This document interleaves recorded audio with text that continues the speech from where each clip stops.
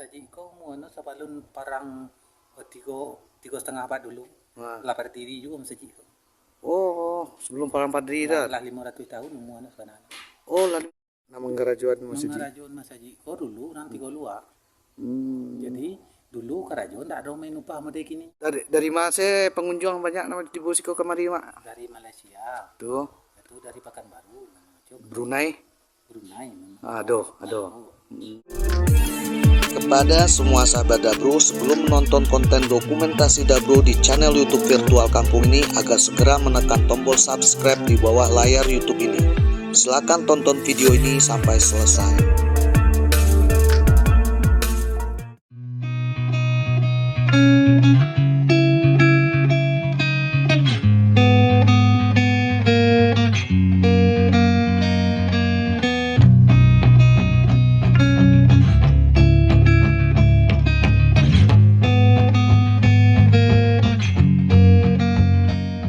Assalamualaikum warahmatullahi wabarakatuh.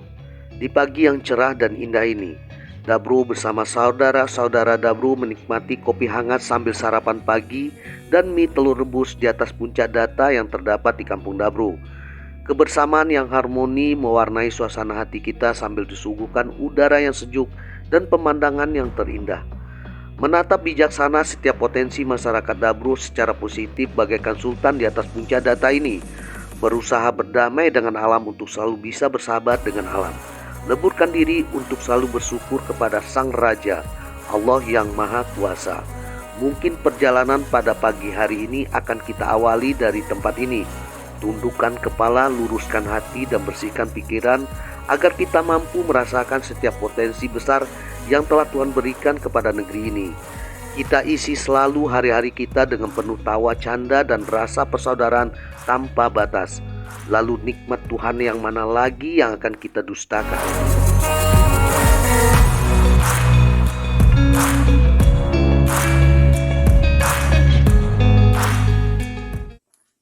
Udah 4 mangkak. Mangkak itu apa? Gemblong. Ngambang. Iya. Enggak tahu kami ya, silakan lah.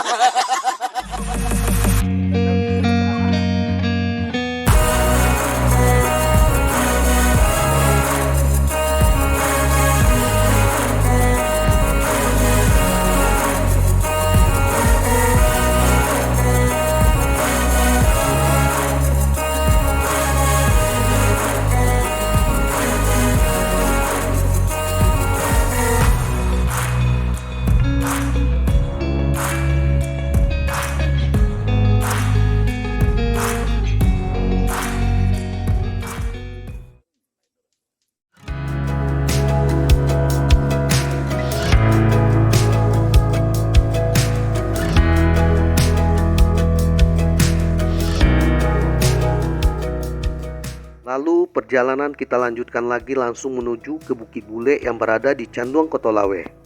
Dari puncak data ke Canduang Kotolaweh ini karena kita berjalan santai sehingga memakan waktu sekitar 45 menit perjalanan dengan menggunakan kendaraan. Bukit Bule ini berada tepat di bawah kaki Gunung Merapi. Banyak masyarakat yang berkebun di Bukit Bule. Dan di Bukit Bule ini juga terdapat kompleks stasiun pemancar radio aset Kepolisian Negara Republik Indonesia. Di Bukit Bule ini juga ada air terjun.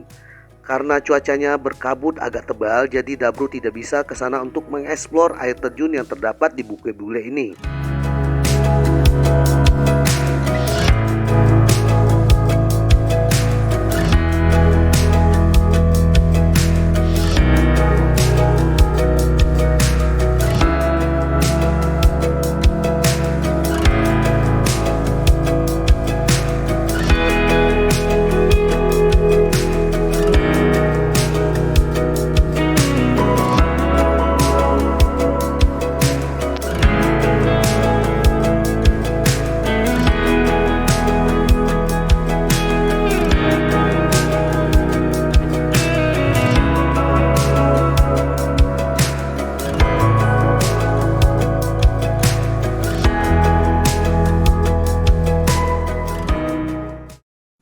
Keterangan udah kah?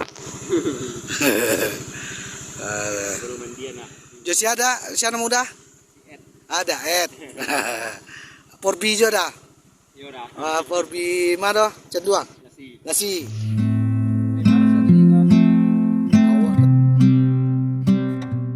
Di tengah perjalanan, Dabro berjumpa dengan salah satu anggota pemburu hama babi yang tergabung di Porbi Lasi. Beliau adalah warga tempatan yang berada di Lasi. Dari warga inilah Dabro disarankan agar mengunjungi salah satu potensi masyarakat Lasi yang sudah lama terbengkalai, yaitu Gelanggang Awa. Gelanggang Awa ini tepat berada di atas Nagari Lasi, masih berada di bawah kaki Gunung Merapi. Di Gelanggang Awa ini ternyata tempatnya memiliki potensi yang luar biasa sekali. Sayangnya tidak maksimal tergarap dan sudah lama terbengkalai. Akhirnya kita sampai juga di tempat wisata yang sudah terbengkalai. Nama tempat wisatanya itu Gelanggang Awa. Gelanggang Awa ini terletak di bawah kaki Gunung Merapi yang ada di Kecamatan Canduang. Mungkin sudah lama nggak dikunjungi orang sehingga tempat wisata ini terbengkalai. Padahal spotnya sangat bagus. Dari sini begitu tampak terlihat Gunung Merapi, Gunung Singgalang, dan begitu cukup dekat dengan Gunung Merapi. Hai, ganti.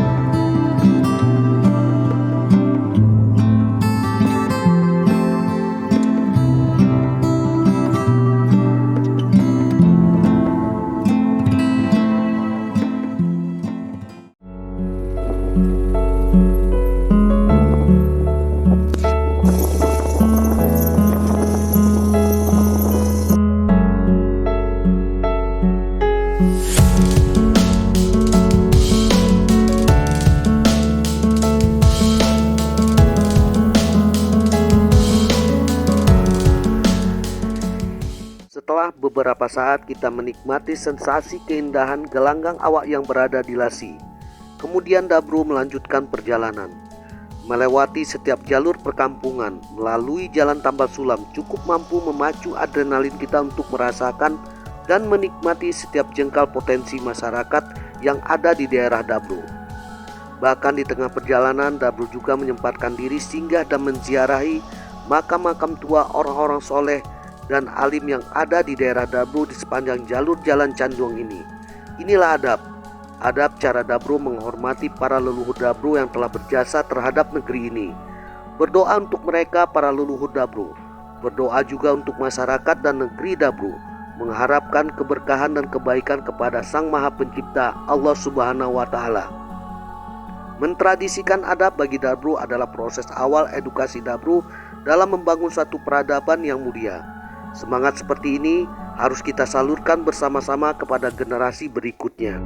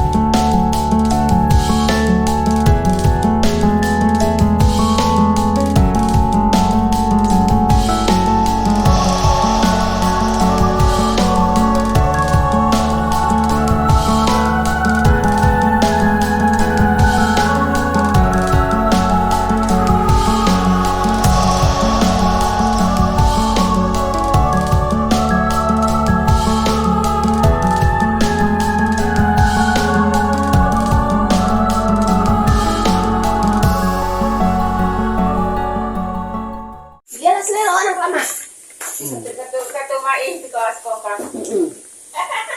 Tapi mai ke sekolah yan. Besok kalian mau. Itu yang obat Itu lagi di sini di om tuh ah. tuang. Bos kalian.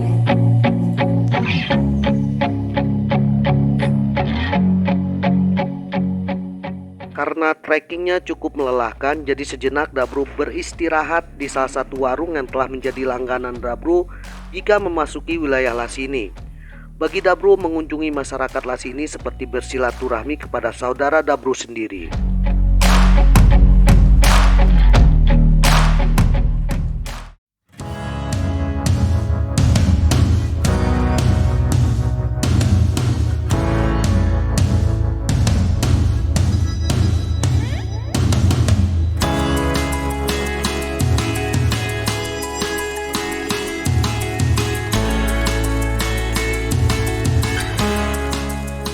Karena hari masih pagi menjelang siang hari, lalu perjalanan kita lanjutkan kembali melewati jalan usaha tani sepanjang jalur perkebunan tebu yang ada di Kecamatan Candung ini.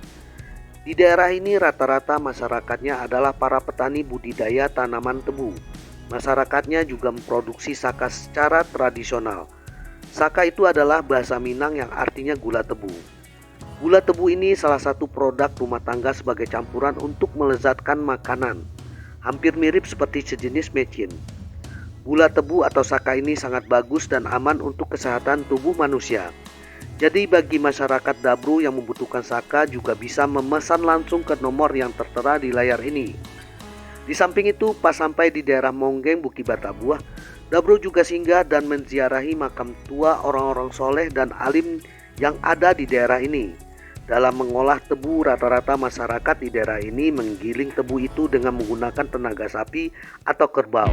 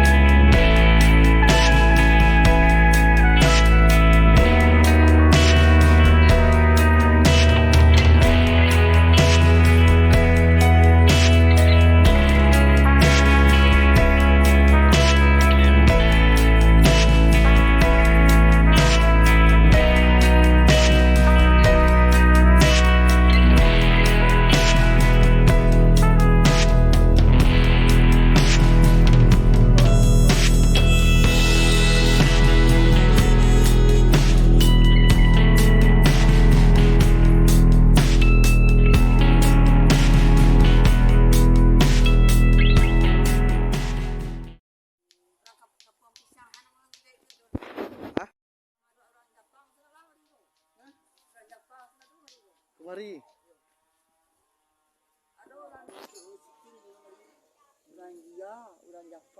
Kemari.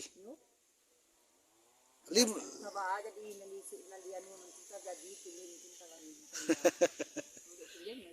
Ya.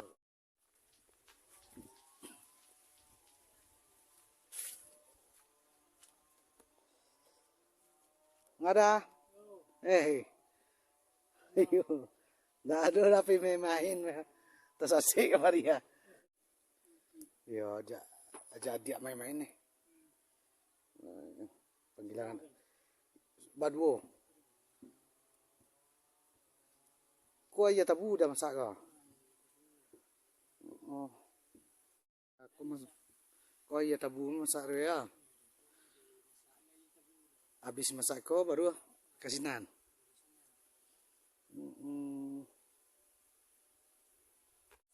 Namo Hendra ada. Namo Hendra.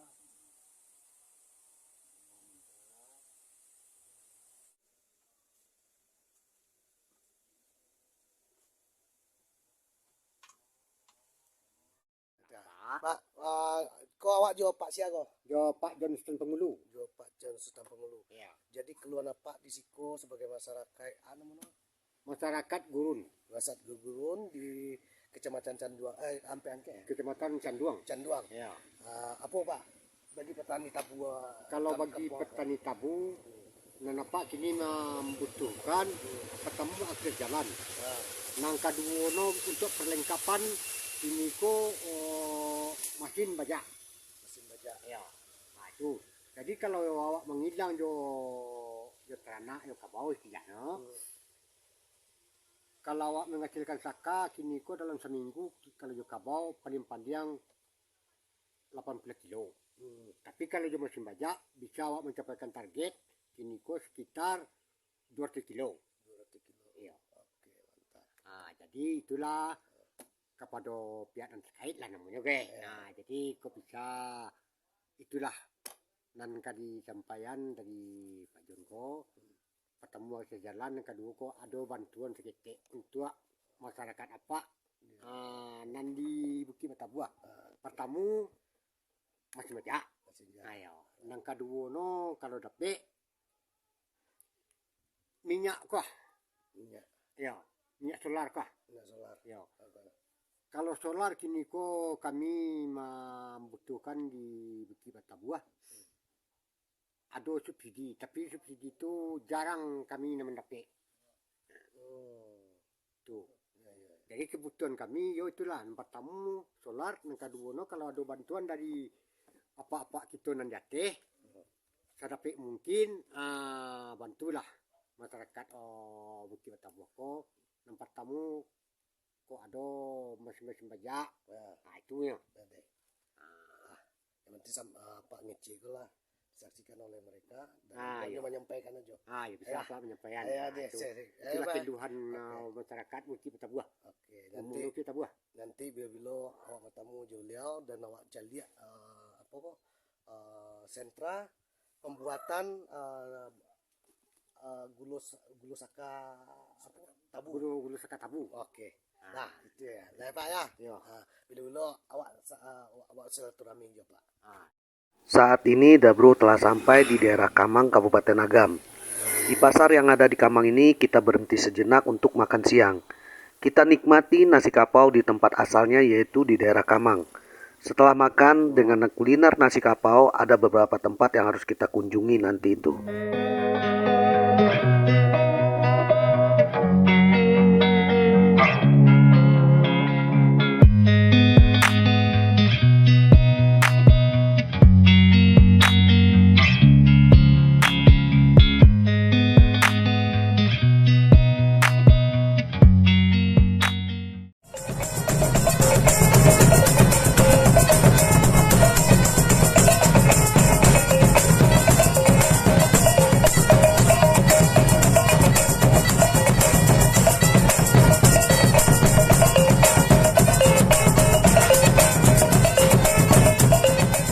Karena hari telah siang lalu kita singgah ke musola Al-Muttaqin yang ada di Kamang untuk sholat zuhur. Rata-rata masyarakat di Kamang adalah para petani padi. Dan beras dari Kamang ini termasuk beras terbaik yang ada di Sumatera Barat. Dan di Kamang ini ada satu makam tua tokoh legendaris pahlawan nasional, ulama besar yang menentang kezaliman penjajah Belanda di Ranah Minang. Beliau adalah leluhur Dabro, Tuanku Nan Renceh. Tuanku Nan Renceh adalah salah satu harimau nan selapan pencetus perang Padri dalam melawan Belanda. Bahkan kaum Padri adalah yang pertama sekali memperkenalkan mata uang Rp1 emas kepada masyarakat Minang. Dari rupiah emas yang digunakan oleh kaum Padri inilah sebagai nilai tukar jual beli sehingga mata uang Indonesia diberi nama dengan istilah rupiah sehingga sampai saat ini. Jadi para leluhur Dabro dulu itu adalah masyarakat Minang yang telah berpikir maju dan cerdas-cerdas. Dan kedatangan Dabro ke Kamang ini memang sengaja untuk menziarahi makam Tuanku Nan Renceh. Selain itu, Dabro juga menziarahi makam Inyak Cubada. Inyak Cubada ini adalah salah satu ulama besar satu generasi dengan Syekh Sulaiman Ar-Rasuli. Dalam keyakinan agama Dabro sebagai seorang muslim, orang-orang soleh dan alim ini mereka tidaklah mati. Mereka hidup di sisi Tuhannya. Itulah alasan kenapa Dabro pergi bersilaturahmi dan menziarahi orang-orang soleh dan alim yang ada di daerah Dabro. Dan daerah Dabro di Kabupaten Agam ini adalah masyarakat berdarah para pejuang kebaikan dan kebenaran.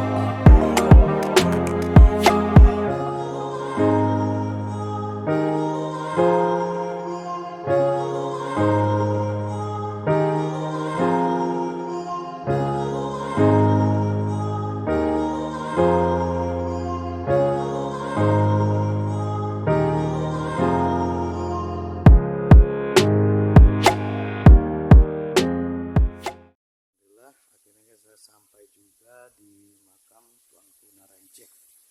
Beliau salah satu anggota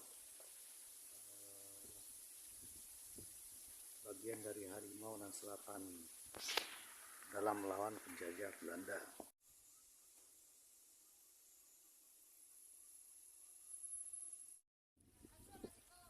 Makasih, Mbak. Iya. Wat. Hah? Yo tak kecil aku lihat nuju kan. Yo jadi rencana untuk aku nak. Jalan memang.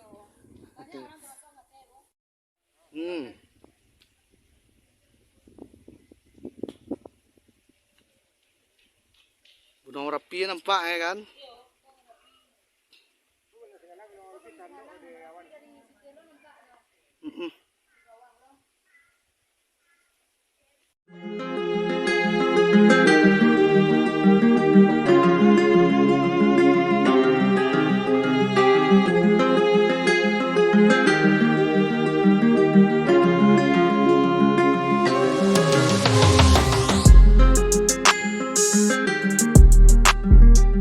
Maklumat naluri hukum alam Takambang menjadi guru telah berkata bahwa para pejuang akan menziarahi para pejuang dan para pecundang akan menziarahi para pecundang.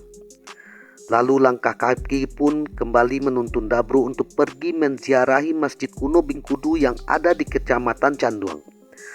Masjid Bingkudu Canduang ini termasuk masjid tertua berumur sekitar 500 tahun atau 5 abad lamanya. Rancangan arsitektur dan ukirannya terbuat dari kayu semua. Masih cukup terpelihara dengan baik. Umurnya yang telah tua memiliki nilai estetika yang sangat tinggi dan sangat mahal harganya. Oleh pemerintah di daerah Dabro telah dicetuskan sebagai potensi situs budaya yang harus kita pelihara bersama-sama. Ada yang membuat Dabro bangga dengan keberadaan masjid ini. Ternyata Masjid Bingkudu ini dipelihara secara swadaya oleh masyarakat setempat. Dabro hanya bisa mengaguminya bahwa 5 abad masa silam di daerah Dabro telah menjadi sentra sebagai pusat tempat kegiatan keagamaan dan pendidikan dalam meningkatkan SDM umat di daerah Dabro. Dan Dabro menyempatkan diri sholat asar di Masjid Karomah ini, serta mengekspor setiap sudut Masjid Bingkudu ini. Dan Masjid Kuno Bingkudu ini pun telah menjadi saksi semangat perjuangan masyarakat Dabro dalam melawan penjajah Belanda sebagai posko persembunyian.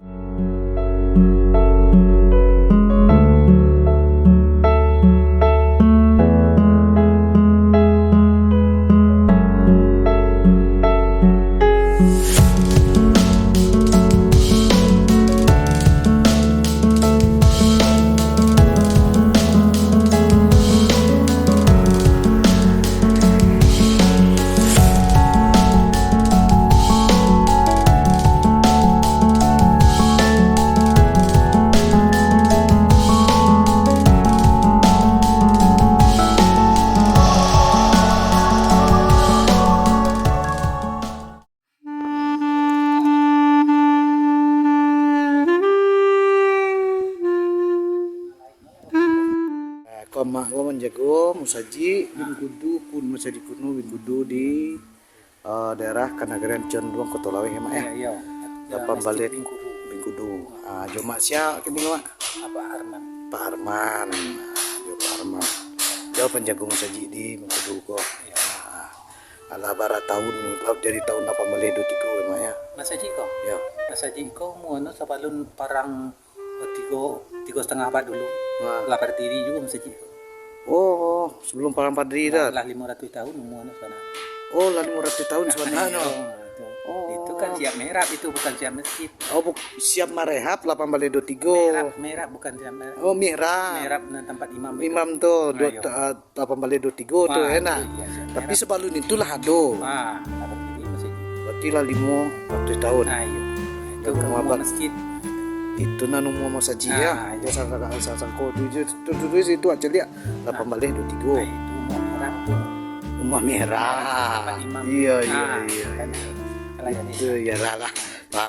Nama kerajuan masjid. Kerajuan Masa Jiko dulu nanti go luar. Jadi dulu kerajuan tak ada main upah model kini. Ya, Nah, sifat no tanago. tenaga ya Nah, kayak. jadi orang nanti go luar tuh tiap luar membuat masjid mereka. Pantasan sama kami musaji yang di Koto tuh dah Pariangan dah. Nah, itu. Tempe mirip modeko. Iya, memang itu. Jadi Oh. kerja sama sinan. Jadi membuat orang sinan. Pantasan ada betul sangka. Ayo. Ikut andil lu sih enak. Nah, itu. Betul. Dua lagam, dua tanah rata. Berarti Jadi dia- giliran karajo dulunya. Oh. Kalau wak menarang cerita dari Inyak dulu. Inyak dulu. Tapi ndak orang siko main ngecik. Asli orang batu sangka mah ngecik inyak dulu. Oh. Kalau orang siko ndak tantu no, ndak be no. Umum sama sejiko. Soalnya ndak malam ni masalah. Kata iya. Berarti orang sesuatu tuh. Wah. Berarti orang berarti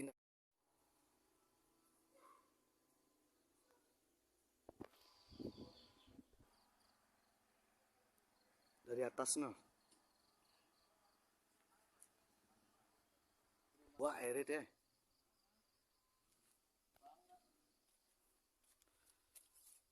Nah, nih dalam kandang ayamnya tempat persembunyian dulu sini.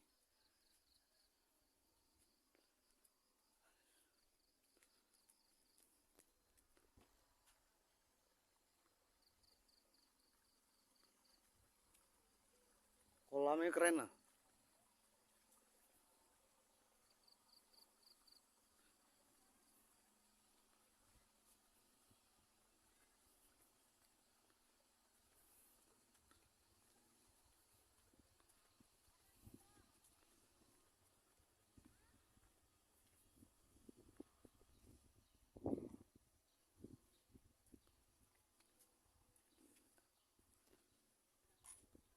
Kolam.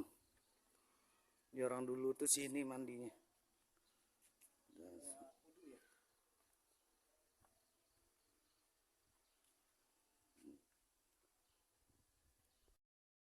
Alhamdulillah akhirnya kita diberikan kesempatan juga oleh Allah untuk berziarah mengunjungi Masjid Karomah, Masjid kuno Bin Kudu ini yang terletak di Kecamatan Canduang, tepatnya di Nagari Canduang Kota Lawe.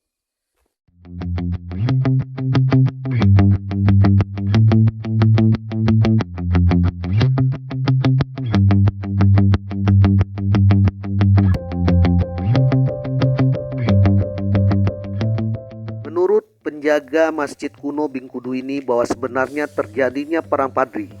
Masjid ini sudah lama ada. Masjid ini satu generasi dengan masjid tertua yang ada di Tanah Data dan masjid tertua yang ada di Taih 50 Kota. Menurut Mak Arman, yang tiang besar yang ada di Masjid kuno Bin Kudu ini berasal dari kayu yang dibawa langsung dari Tabek Patah, Kabupaten Tanah Data. Sementara keberadaan Masjid kuno Bin Kudu di Kecamatan Canduang, Kabupaten Agam. Yang luar biasanya dari cara membawa kayu besar untuk tiang-tiang masjid ini adalah dibawa secara estafet dan bergiliran oleh masyarakat kampung yang ada di sepanjang jalur daerah Tabek Patah menuju ke lokasi Masjid Bin Kudu yang ada di Canduang Kota Lawe ini. Sementara jarak Tabek Patah ke Masjid Bengkudu ini memakan jarak sekitar puluhan kilometer. Kata Ma Arman, mungkin bisa dikatakan itulah awal terbukanya jalan lintas penghubung antara 3 luar, Tanah Data, Agam, dan 50 kota.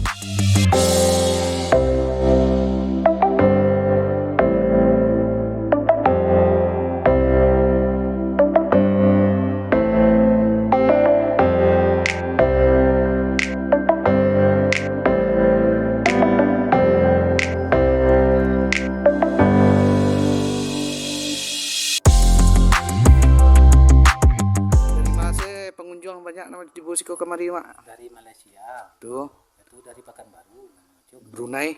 Brunei memang. Aduh. Cuk kemari itu. Saya tidak sekali 2 kali setahun lah Aduh kemari ya. Ziarah ya. ziarah. Begitu orang mau hormati. Menghormati masjid, soalnya masjid itu kan sama lah jo memasuki Sarugo lah tu. Ya.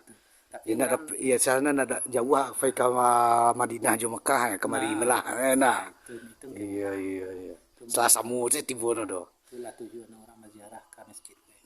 Untuk kadang-kadang untuk meningginkan pikiran kan. Iya. Kan saja pikiran. Saja, kau saja aja lihat. Tenang pikiran itu, anak. itu kegunaan. Bukan mencilik pasar Rami. Iya. Bukan mencilik mall-mall Oh, negara. agak betul. Oke, kemah. Masjid ke lah nan paling di maksudnya diistimewakan Makan seharusnya. betul. Seharusnya diistimewakan tapi malah Alhamdulillah tadi dari sholat asar kita di sini dan kita diberikan kesempatan juga untuk sholat maghrib di Masjid Kuno Bengkudu ini. Masjid ini telah menjadi cagar budaya dan umurnya telah mencapai 500 tahun lebih. Tapi yang tertera di plakat yang tertera tadi itu 1823 itu adalah umur mihrabnya. senang dia mak ya, nampak aja anak cucu ya mak ya, nanti mak senang kan. Gimana dari sembahyang asar deh.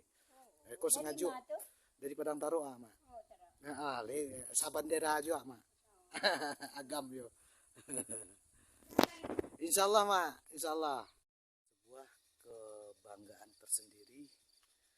Dabro akhirnya sampai juga di Masjid Karomah, Masjid Kuno Bengkudu Canduang ini. Alhamdulillah sambutan warga di sini begitu cukup baik dan ramah. Dan tentu sebuah kebanggaan tersendiri bagi Dabro. Insyaallah di waktu yang akan datang kita akan datang lagi ke sini. Mungkin cukup sekian perjalanan Dabro pada hari ini ke tempat-tempat bersejarah yang ada di daerah Dabro, tepatnya di Kabupaten Agam.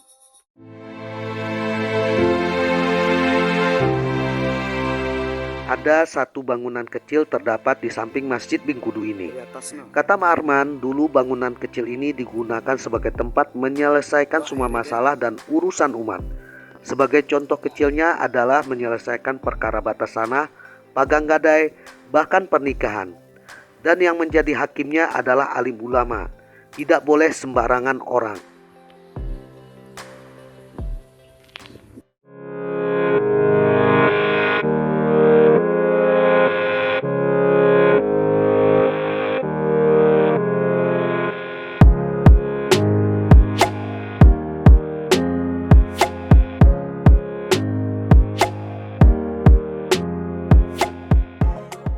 Suasana di Masjid Karomah Kuno Bengkudu ini tempatnya benar-benar hening sekali. Aura energi positif sangat kental terasa sekali. Masyarakatnya yang ada di sekitaran lingkungan masjid ini sangat ramah-ramah. Bagi para pecinta wisata religi dan para bikers touring yang suka mencari ketenangan dan kedamaian, Masjid Kuno Bengkudu ini sangat layak untuk dikunjungi dan diziarahi. Apalagi saat bulan Ramadan. Sangat bagus sekali sebagai tempat itikaf. Inilah perjalanan Dabro kali ini di sepanjang jalur Napaktilas Harimau Nan Salapan. Semoga bermanfaat dalam kebaikan dan support terus perjalanan Dabro mengeksplor potensi-potensi besar kekayaan dan khazanah alam masyarakat Minang di Sumatera Barat ini. Thanks so much. I love you Minangkabau.